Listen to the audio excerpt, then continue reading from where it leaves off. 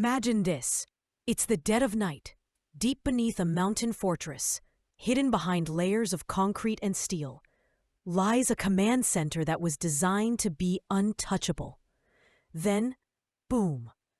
Not from the surface, but from underneath. One weapon just turned a safe haven into rubble. How? Today, we take you inside one of the most secretive, powerful, and precisely engineered weapons of modern warfare. The Bunker Buster Bomb. This isn't just an explosive. It's a drill with wings. What makes a bunker buster so terrifying? Why do nations fear them? And how do they burrow through solid rock before detonating? Let's dive deep into the dark world of hardened targets, military secrets, and the science of destruction. As early as World War II, military planners faced a challenge. Some targets couldn't be hit from the surface. Enemy command bunkers were buried underground, sometimes hundreds of feet deep, covered by layers of reinforced concrete and natural terrain. Traditional bombs? Useless. They exploded on impact, leaving the target untouched. So came the question, can we build a bomb that doesn't explode on impact, but goes through the surface first? The first serious attempt was the Tallboy in World War II, used by the British to destroy German bunkers and even the V-2 rocket launch sites. It was designed not to explode immediately, but to hit the ground like a meteorite, burrow in, and then detonate, causing an underground shockwave. Fast forward to the 1990s. During the Gulf War, the U.S. realized Saddam Hussein had underground bunkers. With just 28 days of engineering, the GBU-28 was born, made from the barrel of an old 8-inch artillery gun. It could penetrate over 20 feet of concrete before exploding. First of all, let's talk about Blue 109. This is a bomb made in 1970. This bomb weighs about 900 kilograms and is capable of destroying a building of one floor up to a depth of 2 to 3 meters. After this comes GBU-28, and currently Israel is using this bomb to destroy Iran's bunkers, which can go into the ground up to a depth of about 6 meters, which can destroy a building of up to 2 floors. Its total weight is 2,300 kilograms. If its size is compared to a human being, then you can see it.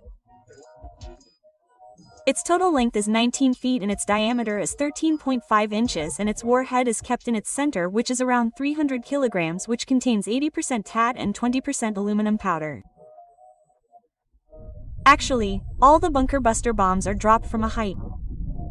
So, their weight itself gives them speed with the help of gravity. So, when the bomb falls from above, there is a laser sensor on its front side which locks the target with the help of laser. There are also adjustable fishes here which keep guiding the bomb. But let us try to understand the working of this bunker buster bomb with the help of the world's most powerful bomb, whose name is GBU-57, which can go deep inside by breaking a concrete structure of about 60 meters in the ground, which is equal to a 20-floor building, and almost up to this depth the bunker can be destroyed.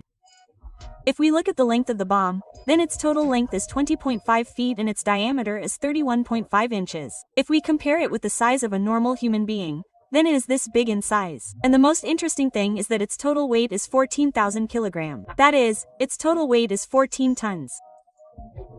And it was made so huge because thrusters are not used inside this bomb like a missile. The missile keeps itself stable with the help of its thruster and hits the target with proper accuracy. But inside this bomb, its weight and its size keep it stable. Now the question comes, how is this bomb launched? Because it cannot go anywhere on its own like a missile. But to launch this bomb, a powerful aircraft is required, which again America has, whose name is B-2 Sprite Stealth Bomber. This aircraft flies at a very high altitude and flies at high speed, due to which it easily escapes the radar. Now this is also a very good engineering in itself, which we will understand in detail in another video. When the aircraft reaches its targeted location, it freely drops the bomb from here in the air. Just now we saw above that GBU-57 is a heavy bomb weighing 14 tons, so the B-2 Spirit bomber can carry only 2 GBU-57 together. When this bomb is dropped from such a height, Now there is a need to hit the bomb near its target with complete accuracy, and for this, GPS and inertial navigation system are installed on the back of the bomb which guide it. It has batteries to store data, and as a network antenna, it also has an adapting ring to establish the connection. But most importantly, thrusters are not used inside this bomb. So, this GPS and IAS feed their data to the motor-controlled fins at the back, and these fins can be adjusted in such a way that they perfectly direct the bomb towards its target. If you have seen, the same fins are used inside SpaceX's reusable rocket, the working of which you can understand in detail from this video. Now this bomb is falling downwards freely in the air, and it has a weight of 14 tons, so due to gravity it absorbs tremendous kinetic energy and its speed reaches the speed of Mach 1. When such a heavy thing comes from the sky at such a high speed and hits the ground, then it is a simple matter that if its body is not strong, then breaking the bunker is a far-fetched idea. It will blast as soon as it touches the surface. Then the body of GBU-57 is also made of very strong hardened ferro-cobalt alloy. Interestingly, 80% of the weight of this bomb is its body itself. The remaining 20% contains explosives and its equipment. Its warhead is kept inside the center of its body, which weighs about 2,270 kilograms. So the primary work of its body is to keep all the fuse controllers and warheads inside it safe until it reaches its target. First of all, when the nose of the bomb strikes the bunker from the front side, then there is an inertial impact sensor on its front side which senses the impact and generates the first trigger signal and tells that the impact has happened, but the explosion is not to be done yet.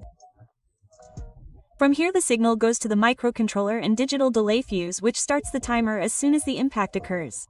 Along with this, it also analyzes the impact force and depth. But sometimes, after the impact, it only activates the timer. For example, the explosion is to be done after 150 milliseconds after the impact.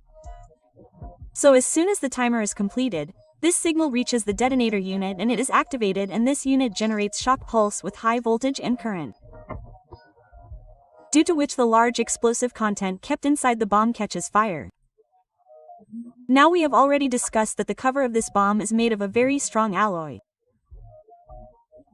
So the warhead inside it creates tremendous high pressure and temperature, and after a limit, this strong metal breaks, due to which a big explosion occurs. But when the explosion occurs, this bomb does not catch fire, rather its explosion generates a shock wave, which is basically a pressure wave. So, tremendous pressure is generated inside, due to which cracks start appearing in the structure of the bunker, and this shock wave is so strong that it also causes earthquakes. Now you think that if we install thrusters inside this bomb and power is given by the thrusters, then can this bomb go to a greater depth? So the answer is no.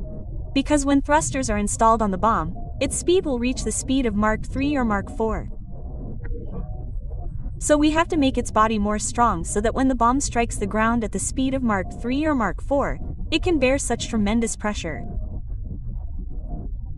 Otherwise the bomb will blast as soon as it hits the surface, and as we keep increasing its strength, its costing will increase. This is why thrusters are not used in it. If you are interested in learning such animation, then the details are in the description. Do join. Apart from this, you can subscribe to the channel to support the channel. Thank you. Nuclear facilities, missile silos, fortified weapon caches, subterranean terror tunnels. Basically, if it's hidden and hardened, this bomb is the solution.